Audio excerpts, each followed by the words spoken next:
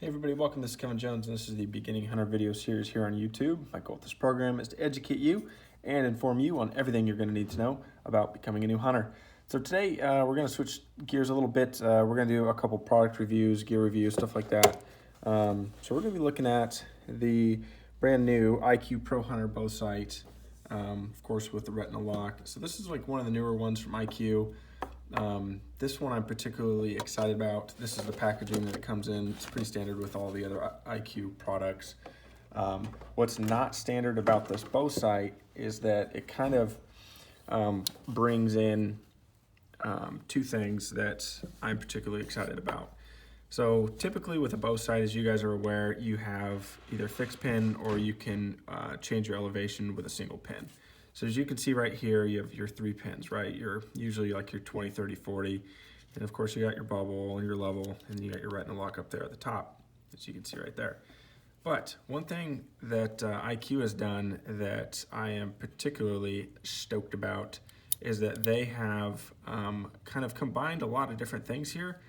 But I just want to show you this. If you're gonna remember nothing about this entire video, just watch this.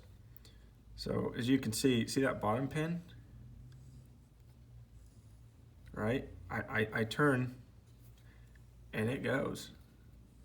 So what does that mean to you? And what does that mean to me? So prior, you had to either choose, like I said, you're typically your fixed pin, your 3 fixed pins, which means these don't move at all, or you could get like a single pin and you could slide.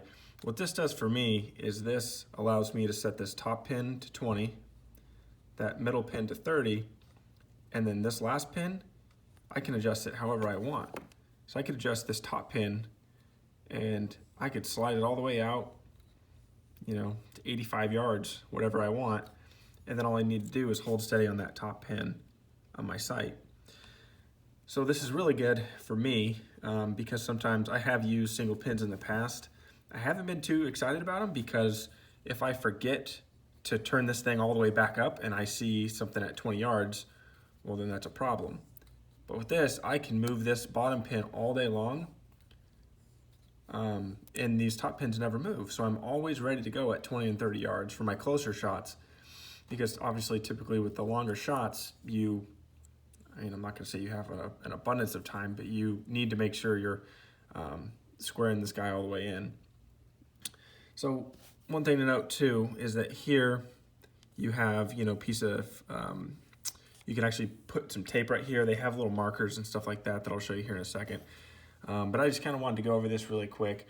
So how to actually set this thing up. So your setup instructions is step 1, you just mount this to your bow. Really common, right? If you've ever had a bow sight, you know how to do this.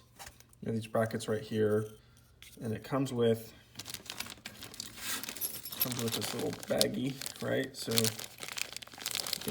you have your mounting screws in there. You have some Allen wrenches. You have these pieces of tape. See those yellow pieces of tape right here? So that is where you would put your markers and your indicators on for your distance. But so anyways, back to this. Step 1 is just mounting it to the bow. Your step 2 is just sight in your fixed pin points. So these 2 top ones right here. So you go to the range, you'd sight in your 20, you'd sight in your 30. That's what they recommend. And that's also what I recommend. I mean, that's just kind of the industry standard, your 20 or 30. And then this last one, so step 4 is what's called your zero stop adjustment. So basically you just need to make sure that your fixed pins are set before you start messing with step 3. So basically on step 3, you just sight in the bottom movable pin to your desired yardage. So again, they recommend step 4, I do too. Or excuse me, they recommend 40 yards and I do too. So basically you move this guy around until you hit 40 yards and you're starting to drill bullet holes at 40 yards. And then after that, you step 4 is your Retina lock adjustment, and there's a whole bunch of other instructions on how to do that. Your Retina lock, as you guys can see right up here, see that little green level right there? You want to make sure that that's right about like that when you're starting to shoot, because that means there's no torque. It means you're perfectly balanced this way, that way. There's like 3 axes that IQ tells us about. So yeah, this is it. I'm going to be taking, I currently have a 7-pin on my bow, and last season this was my first time actually trying out a 7-pin. I wasn't particularly excited about it. I thought it was going to be great. I mean, it did change, obviously, my effective level of distance, but it was just too many pins. It really was. I was starting to have to count them before I would even do anything, and it was just too much. But so this year I'm going to be switching over to this guy. So again, this is the IQ ProHunter from IQ.